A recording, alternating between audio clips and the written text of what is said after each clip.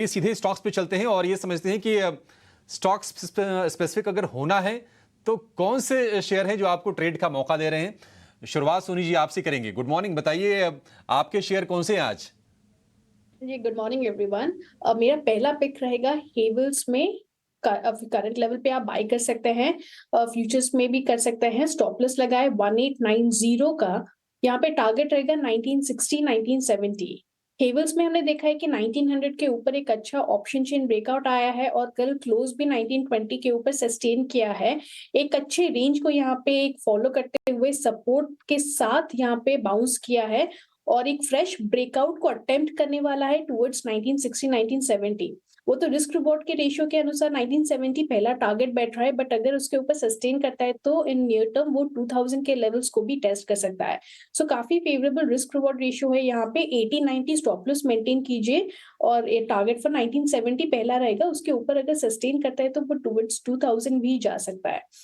दूसरा पिक रहेगा यहाँ पे एमएनएम में। कल हमने देखा है कि एमएनएम में एक अच्छा तेजी बुलिश फ्रेश लॉन्ग्स भी बने हुए हैं और यहाँ पे जो है एक ब्रेकआउट आया है चार्ट्स पे। सो एमएनएम फ्यूचर्स भी आप बाय कर सकते हैं। स्टॉप लॉस मेंटेन कीजिए 2890 का। यहाँ पे टारगेट रहेगा 2970। एमएनएम में हमने कल देखा है कि कॉल की स्ट्राइक्स में ओपन इंटरेस्ट की अनवाइंडिंग हुई है and all the way till 3000 call strike तक ओपन इंटरेस्ट अनवाइंड हो रही थी। सेम टाइम पे 2880 और 2900 की पुट में काफी एग्रेसिव राइटिंग हो रही थी, तो सपोर्ट फॉर्म हो रहा था और कॉल राइटर्स अपने पोजीशन से एग्जिट कर रहे थे। सो एक बुलिश आउटलुक बन रहा है। सो यहाँ से 2970 3000 लेवल्स को टेस्ट कर सकता है एमएनएम।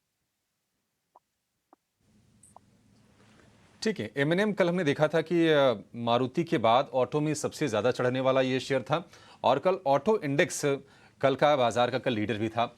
एमएनएम आज भी आपको ये पैसे कमा के देगा। 1970 का टारगेट, 2890 का स्टॉप लॉस इसके लिए है और हैवेल्स के लिए 1890 का स्टॉप लॉस और 1960 और 1970 के टारगेट। ये दो शेयर हैवेल्स भी कल हम देख रहे थे कि ये शेयर चल रहा था। पीएलआई वाली वो खबर भी आई थी कि पीएलआई की जो विंडो है उसको सरकार ने बढ़ाया है 12 अक्टूबर तक के लिए और उसके चलते ही जो एसी वाले एलईडी वाले ये सारे के सारे शेयर कल हमने चलते हुए देखे थे।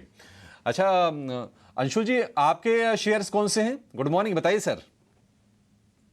नमस्कार अक्षय जी, नमस्कार सृष्टि जी, नमस्कार डिम्पी जी। निफ्टी से चालू करूंगा। मंडे क्लोजिंग शो में नोटिस कराया था कि निफ्टी में 15 मिनट के चार्ट पे कप हैंडल पैटर्न है। 24,350 निकलता है तो ब्रेकआउट आएगा, 24,500 टारगेट रहेगा। ऑलरेडी मिडवे आ चुका है तो डिम्पी जी के साथ मैं एग्री करूंगा कि 50% प्रॉफिट बुकिंग कर लेना चाहिए। बाकी 50% 24,500 के लिए होल्ड कर सकते हैं। और क्लोजिंग शो में BEL 332 में बाय दिया था, 340 का टारगेट हो चुका है। बाटा भी 1515 से 1550 इसका भी टारगेट हो गया है। तो प्रॉफिट बुकिंग करके कैश पे आना चाहिए। और अब जब कैश आ गया है तो दो मिड कैप काउंटर्स बाय दूंगा। पहला है जयंत एग्रो। जयंत एग्रो में 330 हफ्ते का बेस ब्रेकआउट आया है और ब्रेकआउट आने के बाद से 15 दिन से टाइट रेंज में कंसोलिडेट कर रहा है। करंट मार्केट प्राइस से इसको बाय करके चलना चाहिए। 325 पे 300 का स्टॉप लॉस रहेगा और 375 का टारगेट रहेगा। दूसरा स्टॉक रहेगा मयूर यूनिकोड। यहाँ पे भी 300 हफ्ते का बेस ब्रेकआउट आया है और उसके बाद से टाइटली क्वाइल्ड है। ब्रेकआउट के बाद सेकंड राउंड कंसोलिडेशन है। 645 पे इमीडिएटली बाय करना चाहिए प्रीएम्प्टिव। 600 रुपए का स्टॉप लॉस रहेगा और 745 रुपए का टारगेट रहेगा। ये दोनों टारगेट आने में 1 से 1.5 हफ्ते का समय लग सकता है। तो दो ब्रॉडर मार्केट के काउंटर्स अंशुल जैन की तरफ से। पर राहुल, अब आपसे समझना चाहेंगे, बताइए आज के लिए आपकी स्टॉक कॉल्स कहाँ पे हैं? तो मेरा औरो फार्मा और ब्रिटानिया दोनों लॉन्ग साइड पे है। पहले ब्रिटानिया की बात कर ले तो करंट मार्केट प्राइस पे लॉन्ग कर सकते हैं। स्टॉप लॉस होगा 5500। ऑल टाइम हाई के बहुत पास चल रहा है ब्रिटानिया।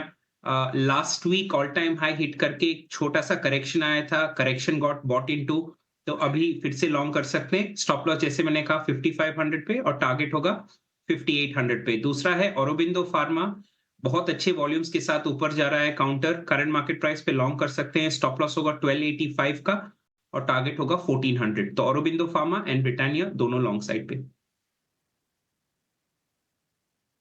ओके, ठीक है। तो ब्रिटानिया और औरोबिंदो फार्मा। एक चीज़ मैं आपको और बताऊं, कल अगर आप वायदा की शीट चेक कर रहे होंगे ना लॉन्ग साइड की, खाली लॉन्ग साइड की चेक करना, टोटल नहीं, तो आपको पहले 3-4 शेयर फार्मा के ही मिलेंगे। उसमें ल्यूपिन था, 1-2 शेयर और थे, मेरे को अभी ध्यान नहीं है, मैंने सुबह मार्क किया है डेस्क को। तो आप देखेंगे उसमें फार्मास्यूटिकल्स का प्ले अच्छा है। ये मौका भी है, जिसे कहते हैं नज़ाकत भी है। मौका इसलिए है क्योंकि आपको एक डिफेंसिव चाहिए, और नज़ाकत इसलिए भी है क्योंकि यहाँ से भी पैसा बन सकता है। तो इसलिए आप फार्मास्यूटिकल्स वाला कोई भी शेयर, आपको कोई भी गैस देना तो उसको गंभीरता से लेना, जैसे राहुल जी ने भी आपको ऑरो फार्मा दिया है। दूसरा पॉइंट, ब्रिटानिया भी उनका मेरे को काफ़ी पसंद आया। ब्रिटानिया इसलिए भी है क्योंकि डिफेंसिव कम एग्रेसिव है, सामने मॉनसून है, कंजम्पशन की सच कोई दिक्कत नहीं है, और मेरे को लगता नहीं है कि इस तरह का मौका और आ सकता है जब आपका बाजार ऑल टाइम हाई पे हो, हाई बीटा ग्रीक्स वाले शेयर्स रुके हुए हों और आपको डिफेंसिव का प्ले मिल जाए। आईटीसी भी कुछ ऐसा ही है, अगर आप चेक करना चाहो तो आईटीसी भी चल रहा है, इसका पीयर है वो।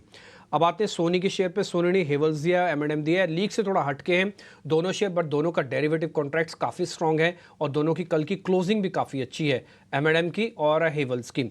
अंशुल जैन ने जो दिए हैं वो नॉन एफ&ओ शेयर्स हैं, दोनों कैश के स्टॉक्स हैं, और उनका है एक जयंत एग्रो।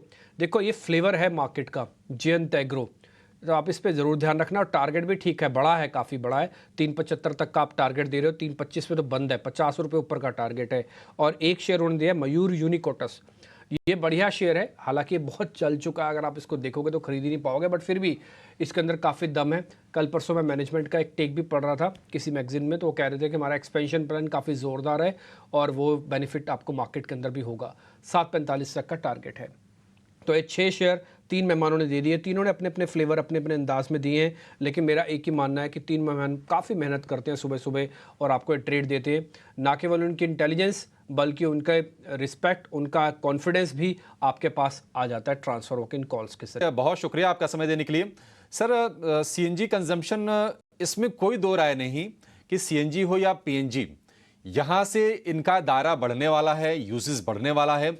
अभी हमने कुछ दिन पहले देखा था कि बजाज ने अपनी सीएनजी वाली बाइक लॉन्च की है, और अभी जो सेंट्रल एक्साइज टैक्स जो है उसको 14% से घटाकर खबर ये आ रही है, प्रकाश जैसा ही बता रहे थे कि 7% पर लाया जाएगा, यानी कि सीधे सीधे आधा।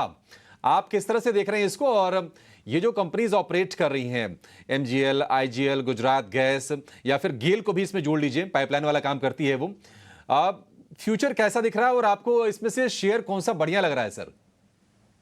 गुड मॉर्निंग अभिषेक। देखिए, पहली बात तो गवर्नमेंट सीएनजी को जिस प्रकार से प्रायोरिटी दे रही है, इस बात का क्लियर इंडिकेशन है कि गवर्नमेंट क्लीन फ्यूल को प्रमोट कर रही है। और ये मेरे ख्याल से जो बीजेपी गवर्नमेंट थी उनके मैंडेट में, यानी जो मैनिफेस्टो था जब इलेक्शन के पहले, तभी उन्होंने क्लियरली कहा था कि वो गैस का कवरेज कंट्री में बढ़ाना चाहते हैं।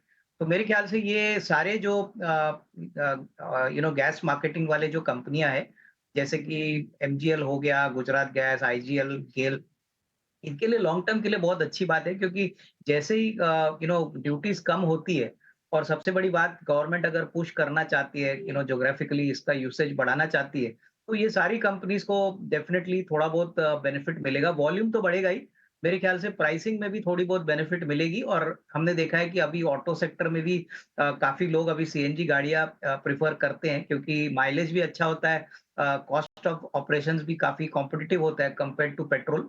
तो मुझे लगता है कि ये आज के सत्र में डेफिनेटली थोड़ा बहुत पॉजिटिव न्यूज है।